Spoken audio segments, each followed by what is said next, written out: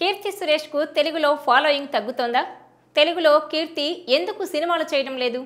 మహానటికి అవకాశాలు దక్కకపోవడానికి కారణాలేంటి? ఇతర భాషల్లో కీర్తి ఎందుకు బిజీ అవుతోంది? Watch this R24 special.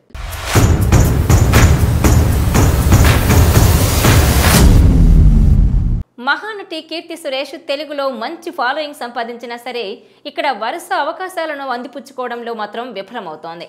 Tollywood సినిమాలతోనే career graph పీక్స్కు చేరేలా చేసుకున్న ఈ మలయాళ ముద్దుగుమ్మ ఇక్కడ చేసిన మహానటితోనే నేషనల్ అవార్డును సైతం దక్కించుకుంది.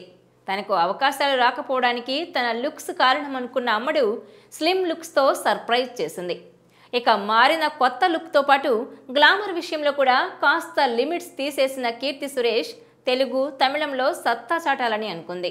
తెలుగులో మహేష్తో సర్కార్ వారి పాట చేసిన కీర్తి సురేష్ ఆ సినిమాతో హిట్ అందుకున్న ఆ నెక్స్ట్ నాని దసరా సినిమాతో బ్లాక్ బస్టర్ హిట్ అందుకుంది.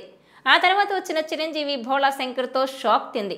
ఆ సినిమాలో చిరంజీవికి సిస్టర్ పాత్ర చేసిన కీర్తి సురేష్ సినిమా ఫ్లాప్ అవడంతో ఢీలా పడింది. ఆ తర్వాత తెలుగులో అమ్మడికి ఒక్కటంటే ఒక్క ఆఫర్ కూడా రావట్లేదు.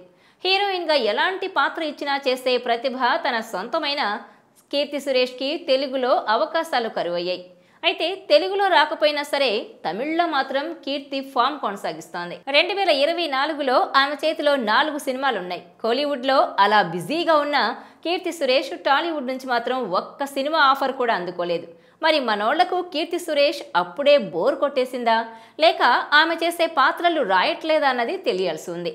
తెలుగులో హీరోయిన్స్ కొరత ఉందని అంటారు. ఇక్కడ సినిమాలు చేయాలని ఇంట్రెస్ట్ చూపిస్తున్న హీరోయిన్స్ మాత్రం పట్టించుకోరు. మహానటి తెలుగులో వరుస సినిమాలు చేస్తే చూడాలని ఆమె ఫ్యాన్స్ కోరుతున్నా ఆమెకు అవకాశాలు ఇవ్వడంలో దర్శక నిర్మాతలు ఆలోచిస్తున్నారు. అయితే కంటెంట్ ఉన్న సినిమాలకు మాత్రం కీర్తి సురేష్ మంచి ఆప్షన్ అవుతుంది. అందుకే కొత్త దర్శకులు హీరోయిన్ పాత్రకు ప్రాధాన్యత ఉందని అనుకుంటే కీర్తి సురేష్ పేరునే ముందు ప్రిఫర్ చేస్తున్నారు.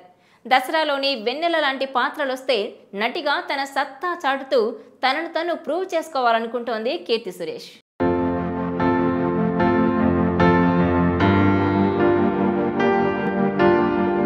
ఈ వీడియో మీకు నచ్చినట్లయితే please share, like and subscribe R24 Telugu.